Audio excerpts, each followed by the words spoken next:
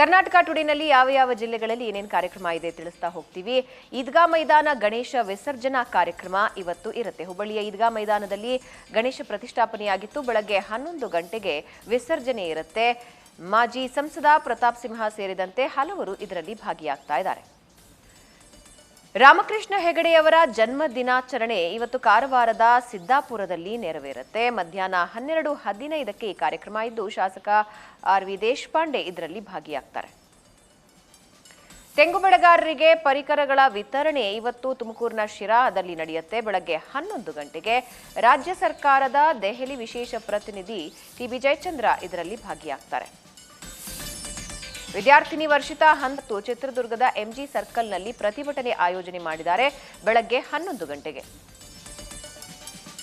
ಶಿವರಾತ್ರಿ ರಾಜೇಂದ್ರ ಮಹಾಸ್ವಾಮಿಗಳ ಶತೋತ್ತರ ದಶಮಾನೋತ್ಸವ ಇವತ್ತು ಮೈಸೂರಿನ ಚಾಮುಂಡಿ ಬೆಟ್ಟದ ಸುತ್ತೂರು ಶಾಖಾ ಮಠದಲ್ಲಿ ನೆರವೇರುತ್ತೆ. ಬೆಳಗ್ಗೆ 10:30ಕ್ಕೆ ಈ ಕಾರ್ಯಕ್ರಮ ಇದ್ದು ಕೇಂದ್ರ ಕೃಷಿ ಸಚಿವ ಶಿವರಾಜ್ ಸಿಂಗ್ ಚೌಹಾಣ್ ಇದರಲ್ಲಿ ಭಾಗಿಯಾಗ್ತಾ ಇದ್ದಾರೆ.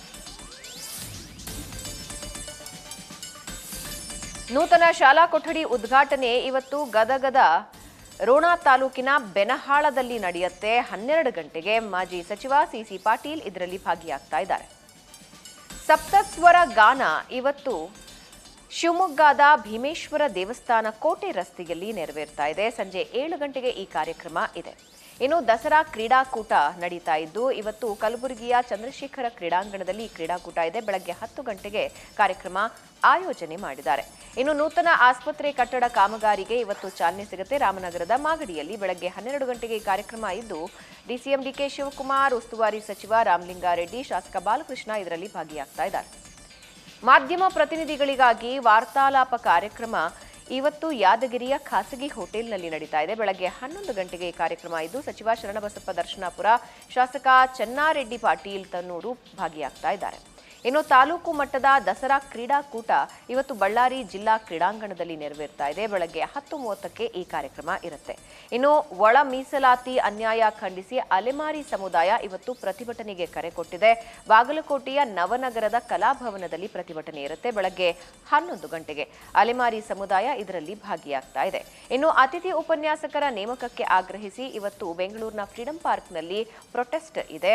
ಬೆಳಗ್ಗೆ 11 ಗಂಟೆಗೆ ಪ್ರೊಟೆಸ್ಟ್ ಹಮ್ಮಿಕೊಳ್ಳಲಾಗಿದೆ. ಇನ್ನು ಧರ್ಮಸ್ಥಳದ ವಿರುದ್ಧ ಷಡ್ಯಂತ್ರದ ಬಗ್ಗೆ ಬೃಹತ್ ಪ್ರತಿಭಟನೆ ಹಮ್ಮಿಕೊಳ್ಳಲಾಗಿದ್ದು ವಿಜಯಪುರದ ಗಾಂಧಿ ಚೌಕದಲ್ಲಿ ಪ್ರತಿಭಟನೆ ಬೆಳಗ್ಗೆ 10:30ಕ್ಕೆ ಇರುತ್ತೆ. ಸಂಸದ ರಮೇಶ್ ಜಿಗಜಿಣಗಿ, ಧರ್ಮಸ್ಥಳ ಭಕ್ತರು ಇದರಲ್ಲಿ ಭಾಗಿಯಾಗ್ತಾ ಇದ್ದಾರೆ. ಇನ್ನು ಅಲೆಮಾರಿಗಳಿಗೆ ಪ್ರತ್ಯೇಕ ಮೀಸಲಾತಿಗಾಗಿ ಇವತ್ತು ಪ್ರತಿಭಟನೆ ಕೊಪ್ಪಳದ ಅಶೋಕ ವೃತ್ತದಲ್ಲಿ ಹಮ್ಮಿಕೊಳ್ಳಲಾಗಿದೆ.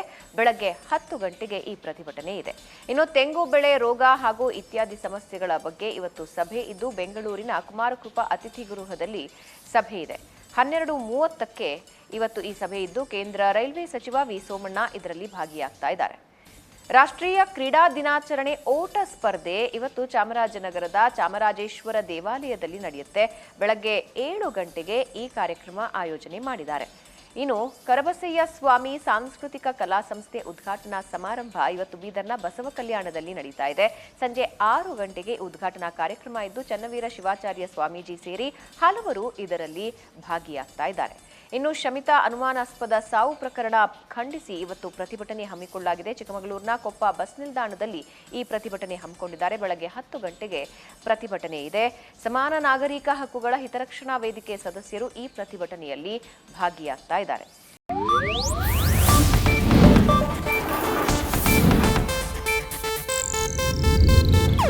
ಇದು ಏಷ್ಯಾನೆಟ್ ನ್ಯೂಸ್ ನೆಟ್ವರ್ಕ್ ಪ್ರಸ್ತುತಿ.